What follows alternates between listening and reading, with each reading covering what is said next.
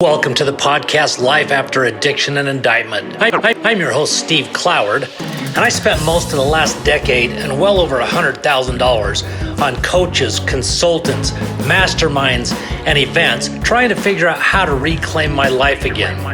On this podcast, I'm going to share the tools, the tips, the tricks, and the hacks that allowed me to forgive myself so that I could reclaim my life again. I'll be interviewing experts in mindset, leadership, entrepreneurship, sales, marketing, branding, and so much more. I'm glad you're here. Sit back and relax and enjoy the show.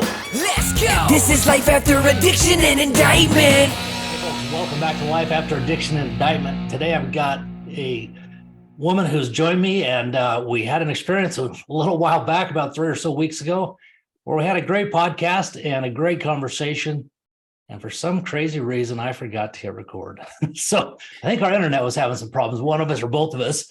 Hopefully we don't have any of those problems today, but I've got Heink back. She's a soul coach, an energetic healer and strategist. She owns a day spa in British Columbia. Is that correct, Ella? That is correct.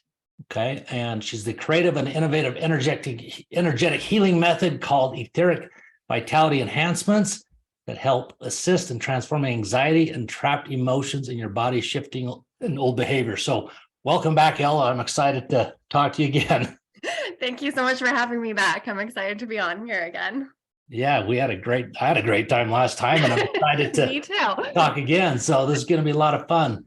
Well, first of all, let's talk a little about kind of your background, how you grew up and where, what got you to the point to where you decided to do the things that you're doing. Yeah, so I grew up in a really strict religion, actually. It's kind of a mix of Seventh-day Adventist meets Jehovah's Witness. Well, then we're very similar, because I was the Mormon kid. Oh, yeah. So it was a really strict religion, but I was always kind of different as a kid. I had really strong spiritual inklings. I could hear spirits, I could see spirits, but I never really knew what it was. And our church. What age was this happening? Pardon? What age did that start happening? It started happening from as long as I can remember. Like Really? my teddy bears. I didn't know that I was You were different. too young. And I didn't know Okay. what it was really, but just like my teddy bears would talk to me, right? Wow. Like it's just this kind of thing. And I would just I was scared of going outside at night. I would make sure all my windows were closed because I could see faces in windows and mirrors. And I kind of just thought it was a part of normal life. Did you have any sort of feeling from a negative or positive? A lot of it was quite scary. I won't lie. Really? Like the teddy bears who talked to me were always really positive. They were kind of like my guardian angels, you could say. So they always guided me in love and encouraged me and supported me and I don't know, just talked to me as a kid, I guess. But the spirits that I saw outside and in mirrors and stuff were a lot scarier. So that was interesting, but I always had this feeling I couldn't fully talk about what was going on because with our church, I just knew that as I started getting older, if I talked to anyone, once I realized that this was different, that I would just be proclaimed demon possessed and, whatever. And so I always kind of most people living in today's world, large majority would think you're crazy or that right. They don't believe it. Exactly. But so if the teddy bears were more from the positive realm, kind of the angels, I'm just making assumptions, and then I want your, experience and feedback. Obviously, that's obviously a positive thing, which tells me my belief would be that, we all have gifts, and you probably have some sort of gift along that realm. And so the opposite that is probably scaring you is fighting against you being able to develop and have an impact in a positive way. Would that was definitely really once I hit kind of 15, 16 and really started actually asking questions and stuff to these spirits and being like, hey, what are you here for? What are you doing? That was kind of the real vibe. A message that I got was that there was, this dark side, you can say, that was trying to keep me from my gifts, that was trying to, make me so scared that I push everything away, which I did end up doing once I was 17, 18 years old. I was just I don't know what is real anymore. I was I can't handle this. And Google, we didn't have Google like today. We didn't have coaches, healers and stuff that were as out in the open.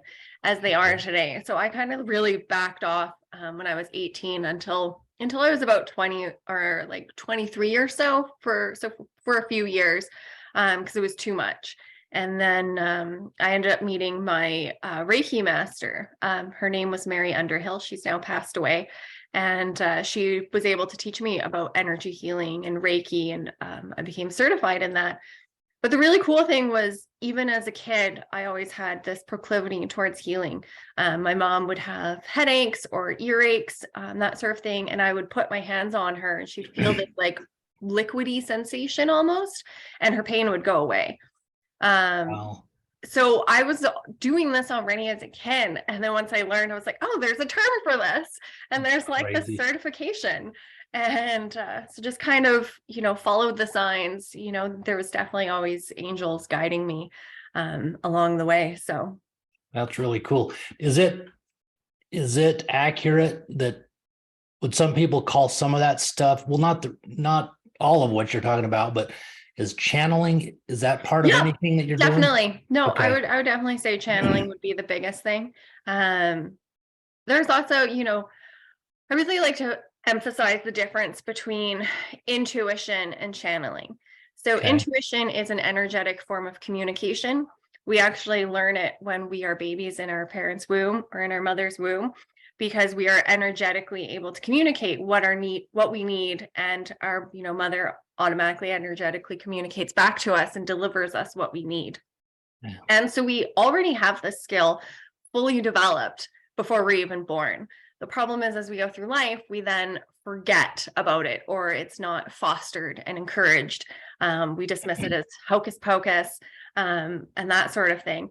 So there is intuition, which is your energetic form of communication, which is just tuning into the energies of the world. But then there's also channeling, or divine channeling, where you're connecting to a specific entity, source, God, whatever, and having that divine communication.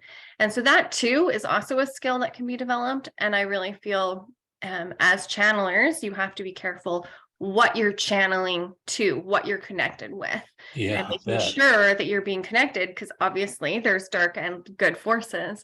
So really being clear on what energy you're channeling from, and even opening an energy healing session, being careful that you are channeling pure energy, good energy, and not opening up to everything. So Gotcha. Interesting. Well, for my audience, some of this stuff may be very new, with this podcast, Life After Addiction Indictment. But I think, if, at least my experience, if anyone's been paying attention, particularly the last year or two, this has become, I wouldn't say certainly not mainstream, because don't want it in mainstream. No. But if you're paying any attention to anything online, you're going to find a lot more of this stuff. I mean, I remember, at least probably for 5 years now, learning even of quantum physics and any epigenetics, and that's a whole nother topic, obviously, but it kind of ties together in some ways too. And exactly. I think, the thing that I want people to understand also, and we'll get back to, the energy healing and et cetera, but the abilities we have as human beings, like you said, when you're babies in the mother's womb, there's no doubt that, number one, all this stuff has been hidden from us, so we wouldn't know about it or be able to learn about it. Yeah. But I believe we've totally been dumbed down intentionally as well. Yeah, exactly. Through pesticides, through chemtrails, through our foods. I mean, it's insane if you, everything. I mean, it's interesting, because I had a gentleman on a podcast yesterday I recorded, and he has a book. Hopefully I remember the title correctly, but it was Broken and Redeemed. And, because I've been on a spiritual journey, which I think from an addiction standpoint, and, difficulties, whether it's through indictments and all those, just the crap that life throws at us, even if it's not addiction, but any trial, if it's a major thing, you're not getting through it alone. And when I say alone, I'm not talking about necessarily a friend. Of course, that's important. But I'm talking about going to source, whatever that is to whoever, whatever that is to those listening. To me, it's God.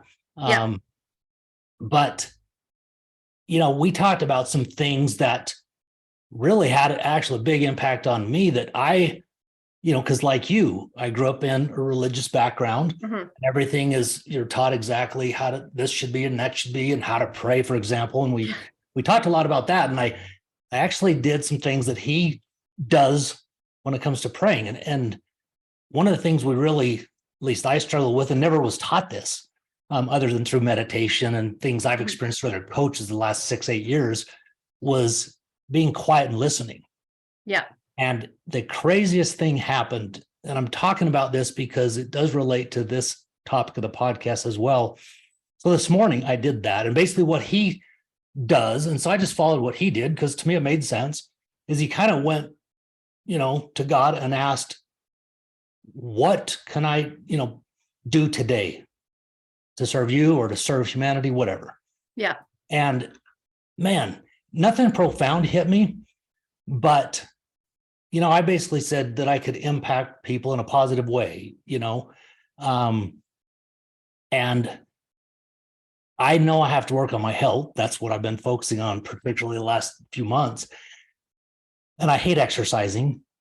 And I am on 2 medications right now. And I've been coming down from them. Basically, just for those listening, I'll be totally transparent, Adderall and gabapentin. And the thought that came to me was, you have to impact you. I mean, it was major because as I thought about it, and I've been talking to my wife about this for a few months, that I want all this shit out of my system because I know it affects the things we're talking about. Yeah. And I also know it affects me from just a standpoint of who I could be and the effectiveness, because I'd be lying if I said that I don't, I've never abused Adderall as an addict, never even been tempted to, but I know it has an effect on me from a physiological standpoint where, throughout the day, there can be a little bit of a roller coaster, and that obviously affects how I perform or how I even respond to people, Exactly. How you show up for others. And exactly. The so impact it just, that you have on them. Yeah. So it was just so crystal clear to me that I've been talking about that. I know it does make a big impact on me. And so that conversation is going to be had tonight, because I know I can't go cold turkey and I have been tapering off, but I'm not waiting that much longer. I'm just not, and if that means I just spend, I'm not going to be really sick, but I'm not going to be feeling great maybe. And I know when I had a little depression set in when I was trying to taper down before, because I'm on way less than the doctors had me on, but anyways, I only say that because the things that we're talking about and the things that you're an expert at, you're not going to have the impact if you have anything, that's kind of masking it from being able to have that kind of connection. Exactly. Yeah. And and that's where too, a lot of the times with my clients, I give them tools and strategies to be able to regulate their nervous system, to help temper the anxiety, to, come back from depression. So that way, it's not just the energetic side of things, but there's also tangible, scientifically proven tools. So that way, and having the awareness of what's going to happen rather than getting stuck in that symptom of just, this is how I am now, can help pull you out and can help you manage those things easier, which comes full circle with the same thing with addiction. It's recognizing, okay, something's got to stop, but having the tools, the assistance, and the higher power, that really helped me too when I was recovering from addiction, to overcome that and to have that higher perspective than what you yourself will, can be seeing.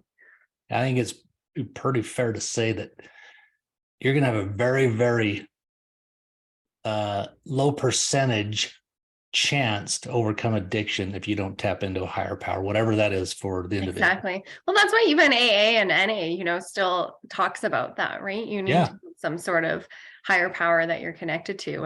And definitely doing that, even though I was super spiritual, and it comes back to, what are you channeling from? What are you connected to? Once I came back to God and to Jesus Christ, because I left the church, no idea who those people were. And then ended up coming back to a church and diving back into who God and Jesus was, diving back into the Bible, the information, the healing, the recovery that I was able to achieve was something I was not achieving with just a baseline spirituality beforehand. Yeah. So. Interesting.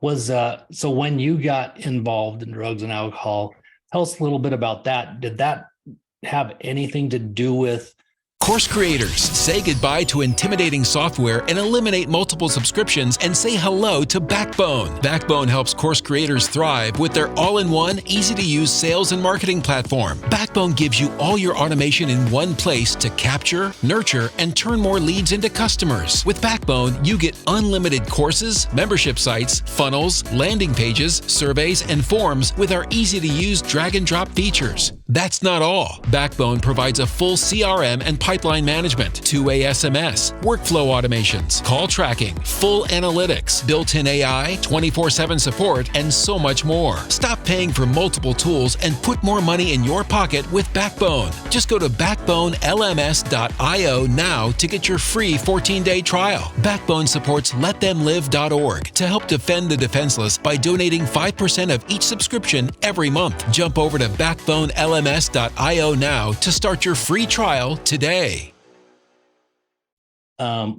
what you experienced, like the way you were in religion, but then you were having these experiences from being, kid to when your memory allowed you, looking back, to the pressure maybe of it was the perfect unknown of what was. Yeah, it was the perfect storm of situations where I finally just gave up, I guess you could say.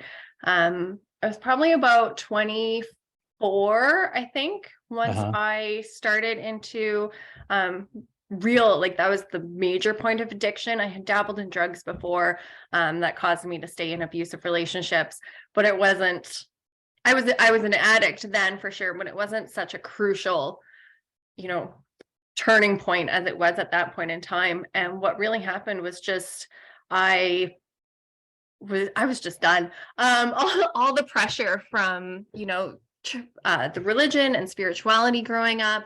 I was a single parent at that time. My kids have two different dads. So my daughter, her dad has never even met her. He's schizophrenic. And then I met another person, had a kid with him. He adopted my daughter, but he had cheated on me when I was pregnant with our son. And it was just like, I had finally left him and was kind of like getting my life back and getting together.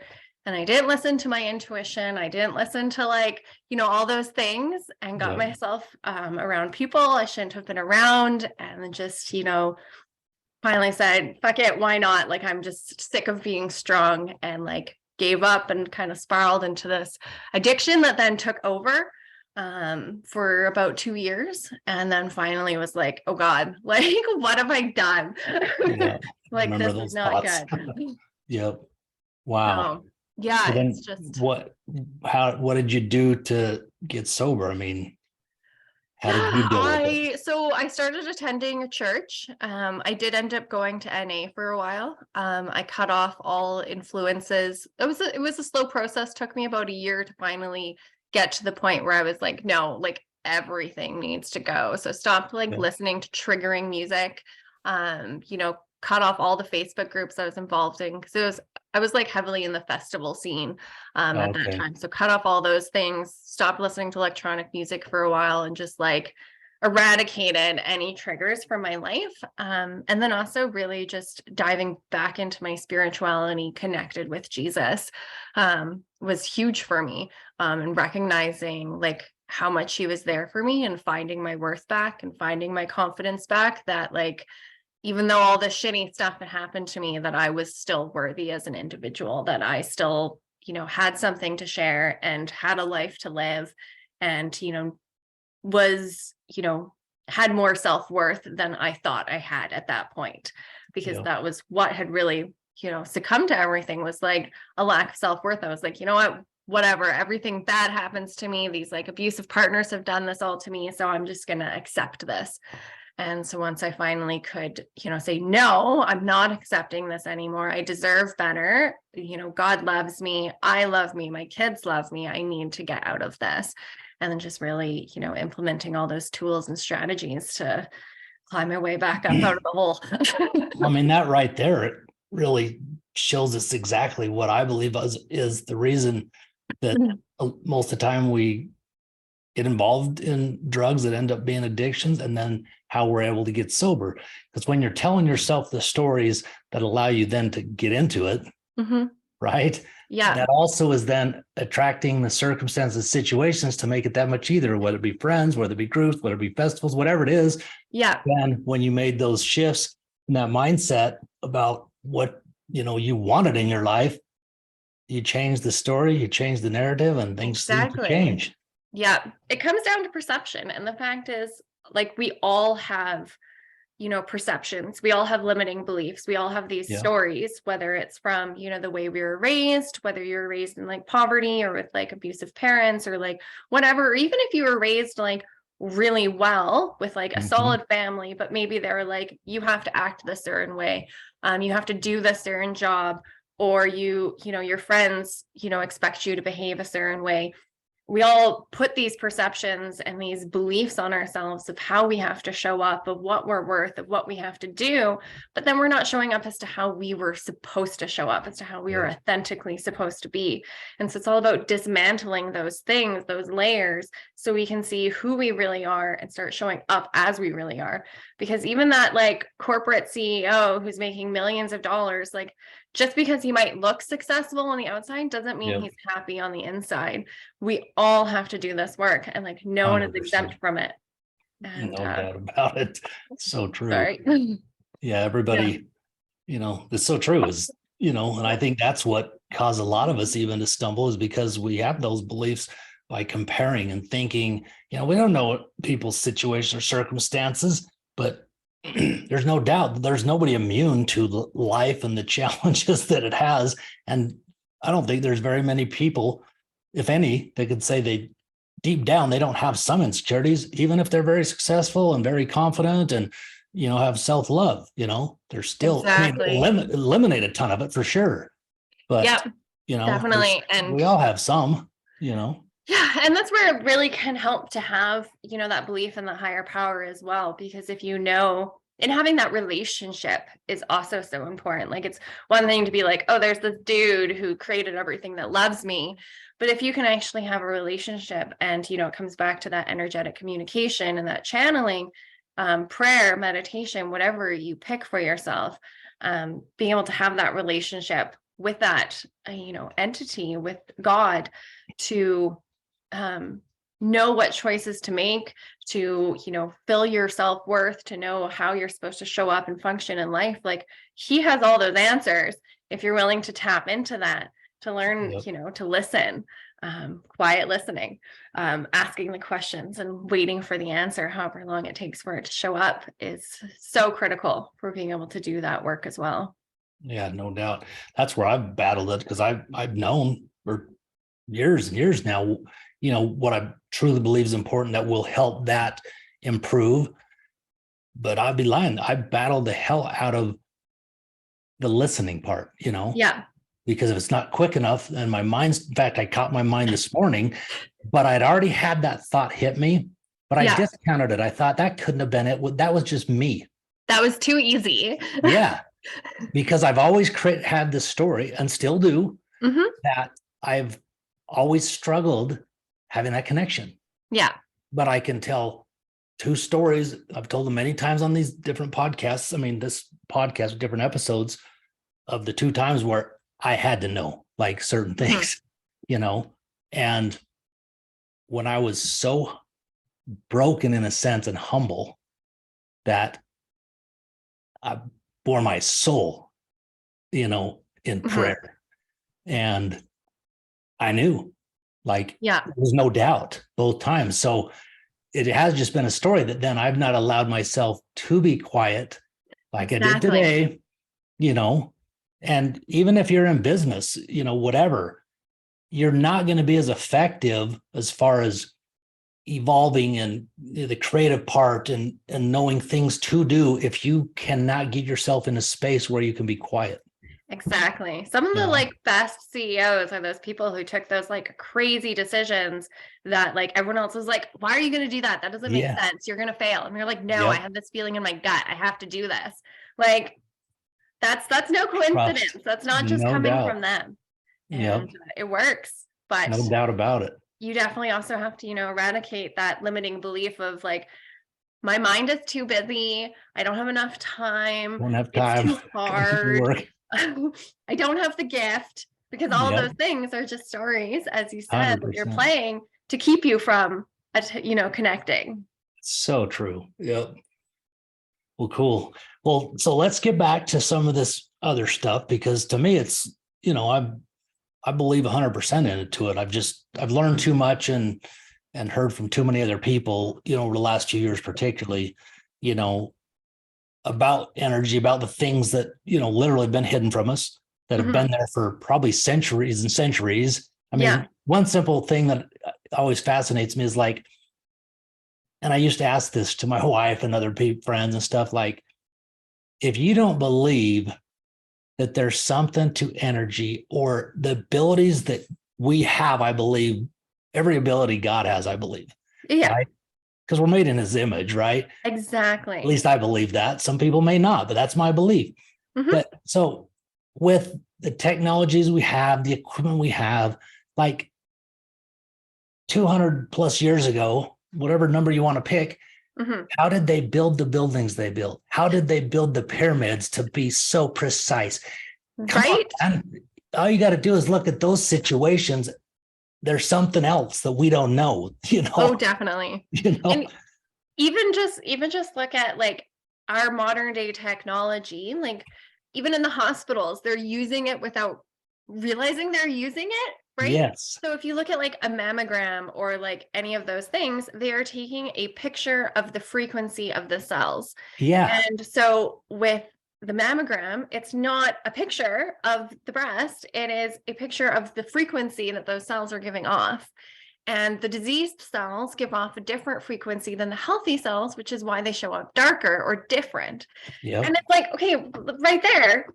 I believe that the doctors, the radiologists aren't even taught that that's what it is.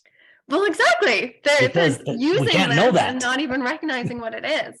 Yeah. Like but those that created the medical system and the education to medicine, they know. Yeah. It's crazy. Yeah. And, it's nuts. The fact is, there was a study released talking about how plants have a sound. Plants make a noise. I've seen it. Yeah, you play acid rock music and they whip away. You play this beautiful, loving music and they flourish. It's fascinating. Exactly. I actually, my wife in the spring, her mother always goes and gets like, I don't know, 40 of these, the kind of potted plants and, people hang them, and, their eaves or whatever. But my wife puts one on our back deck, and literally it was last year. I can't remember, it was just really some hot days or she missed a day watering, but it was kind of looking bad. And I literally got out my phone, and I have a barbecue kind of by it. And I just sat, I literally put the music on, and because she had never heard that, she thought I was crazy. My daughter was there, and they might think it's a coincidence, but a couple of days later, it totally looked different. That is crazy. Amazing. Yeah, it's nuts. So have you ever seen it where they put same thing with ice under microscopes? Then the way you talk to water, it changes. Yes. In fact, there was someone that talked about not too long ago. I heard that they like pray over their water, because that stuff's just fascinating as hell. Right. I mean, sound frequencies. Well, in the beginning of the Bible, God spoke, let there be light, and there was light. Like everything he didn't manually create it. He spoke vibration, frequency. And so that's where we have to be so careful what we're saying, what we're thinking. That's where affirmations can be huge, because we're literally reprogramming our very selves with our thoughts and with our words and the words of those around us. Yep. I think that's why I'm, my audience, some of them may think this is weird to talk about on Life After Addiction Indictment, but to me, because I've experienced exactly what you just said, and it makes such a big difference, and words are powerful. And so if you're struggling, or just new into sobriety or wanting to get sober, or facing an indictment or in prison or whatever, it's going to start with your thoughts, but also your words can totally, if you're intentional about it, can totally change and create the future that you want. Exactly. Actually, funny story regarding indictment is in the Bible, there was some apostles who got thrown into jail and they were supposed to be executed. And so what they ended up doing was that just like all night, they were singing hymns and praises to God. And they're just like, go for it. And then like the prison walls came tumbling down. The gates just swung open. And then, the jailers were like, oh my God, what the hell? And they ended up coming to Jesus, and a whole long story. But like, even if you're in the situation of addiction or in jail, maintaining your thoughts, maintaining your energy, and obviously to that higher power can help so much as well, in improving your situation and helping you make the best out of the situation rather than making it worse. Yeah, no doubt about it. Yeah, at the end of the day, our biggest jail is our mind. Exactly. Yeah. I've had that on an episode, if you've never experienced going to prison, guess what? Every one of us has been in prison, and most of us still are. Yep. Exactly. I mean, we can create our own prison or our own heaven. Yep. I had a coach a few years back. It was a group of guys, and I was struggling. I was still allowing, because this podcast came about as I finally broke through. And that's why it's basically the focus is helping those, who are letting their past get in their way of their future, reclaim their life through entrepreneurship, is because you're letting your mind keep you stuck.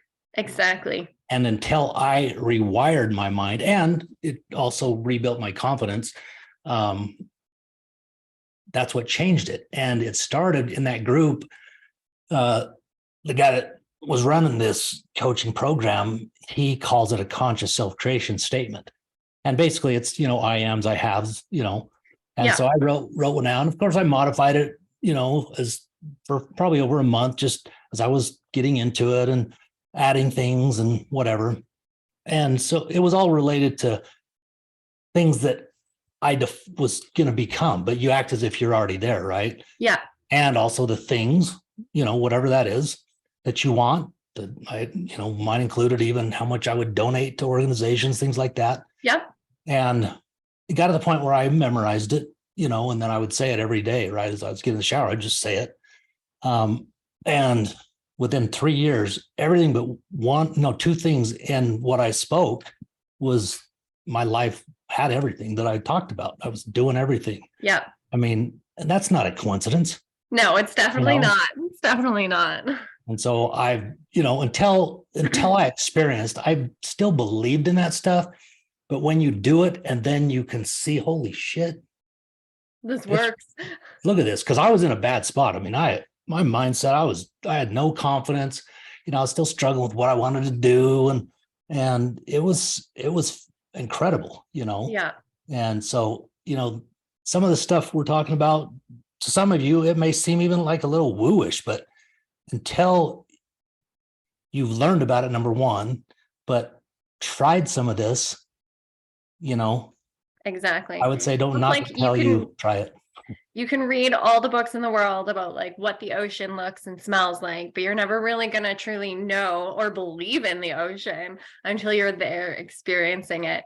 But right. I can guarantee, like, once you do, your life will be changed forever. No doubt.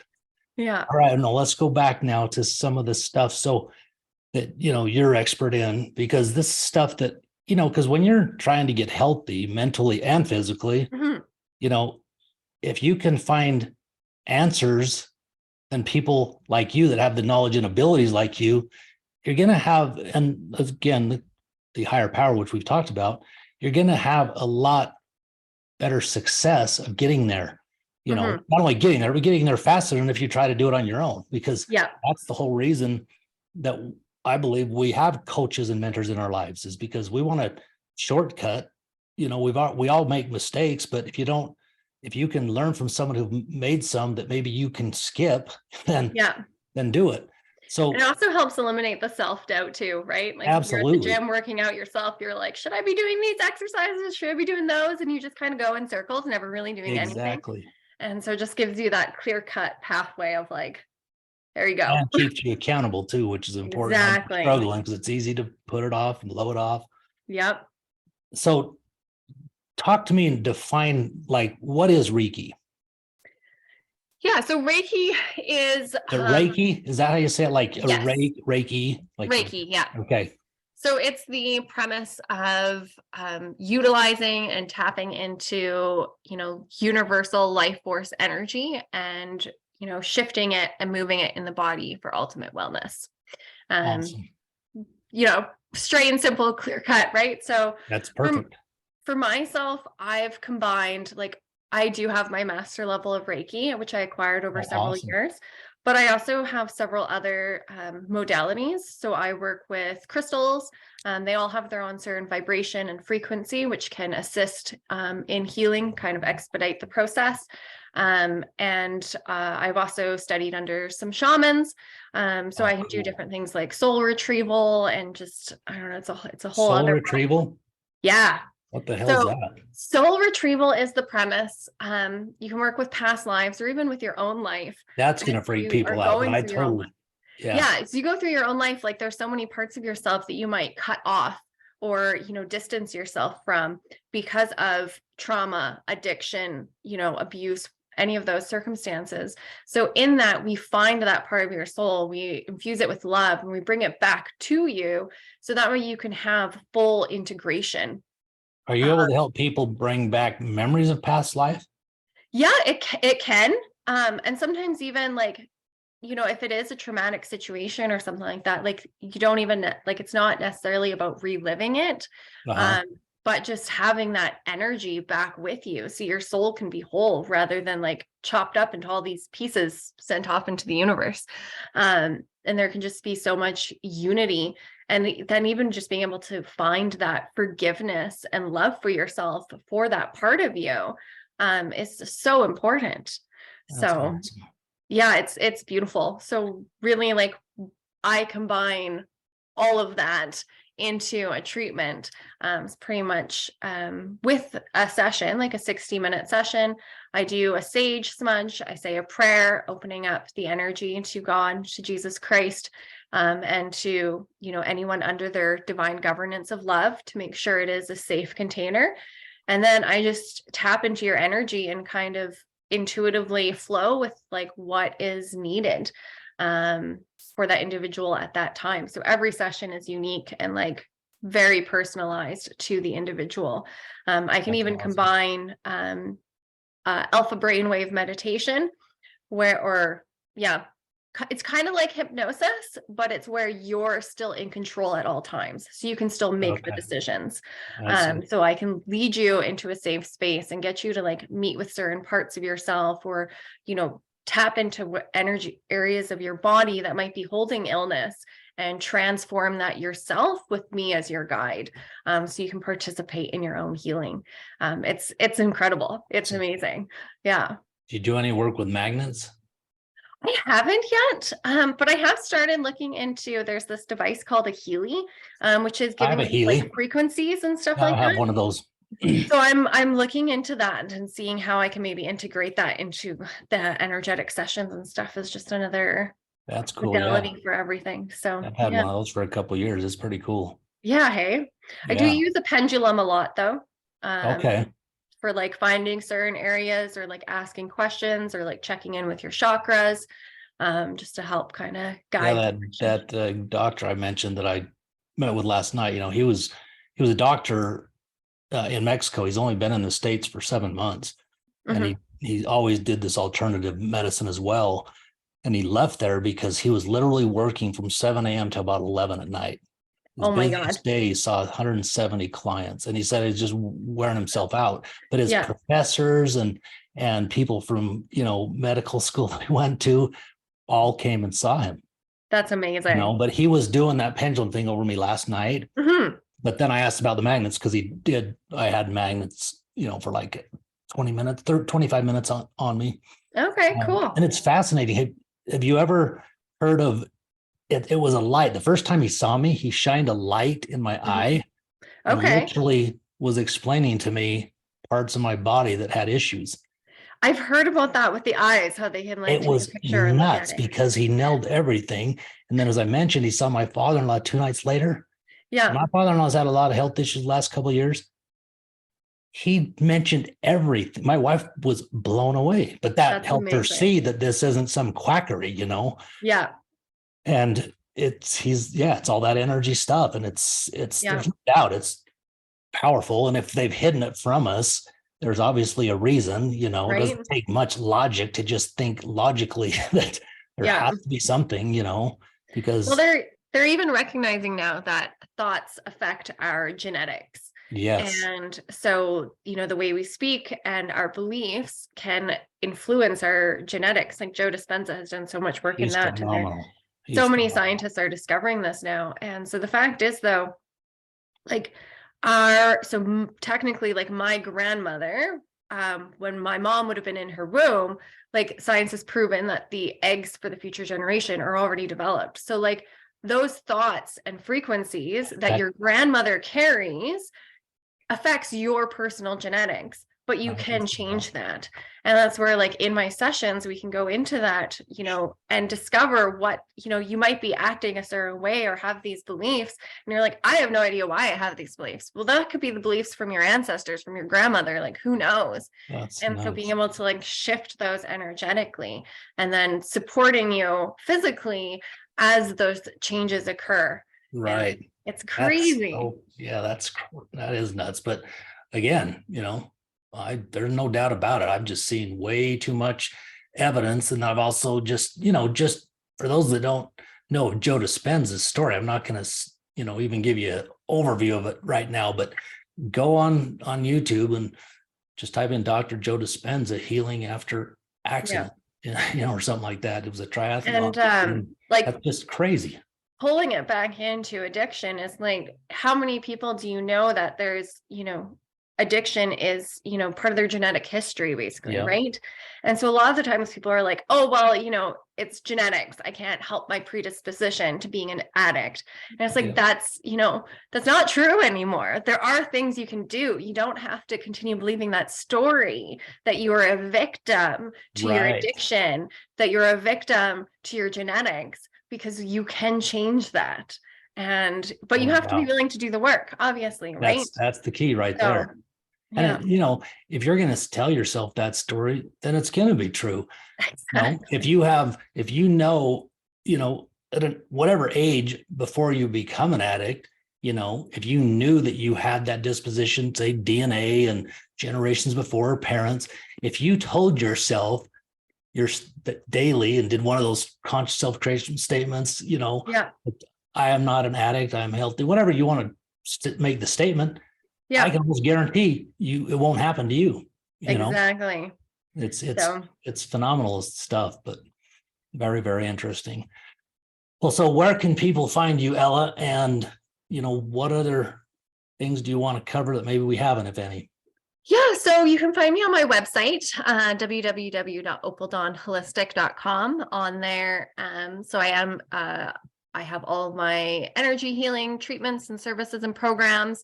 And then it also catered to my day spa as well. It covers everything there. You can find me on Instagram, Opal Dawn Holistic.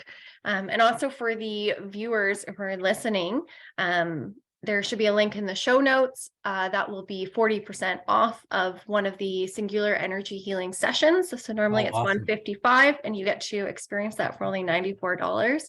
And it's a great gentle foray into seeing, energy and transforming your life. And just even after one session, you'll be blown away by the results. Well, like I said, if I remember right on the last one that I didn't hit record, but I was going to be the first one, and I still am going to be. I scheduled, but we had some issues, but we're going to reschedule. So I do have that in the show notes, so I'll just go and schedule through there. Perfect. So I'll do that, and I'll report back on future episode. Then I'll bring you back as well. It's going to be amazing. I'm excited. All right, folks. Well, to close out, I'm just going to talk real quick. Today's sponsor is Backbone. Backbone, you can goodbye to intimidating e-learning software. Backbone helps course creators thrive with an all-in-one, easy-to-use system for sales and marketing. And whether you're experienced or just getting started, our easy-to-use platform makes it simple to create, promote, and sell your online courses.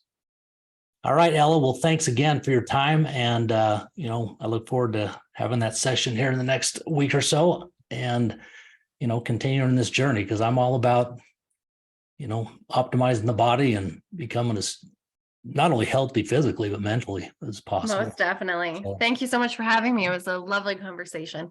yep, I agree. And it might, last one was great, but I think this might have been better. So maybe there was something to that. I don't know. There you go. All right. We'll talk to you soon. Thanks so much. Definitely.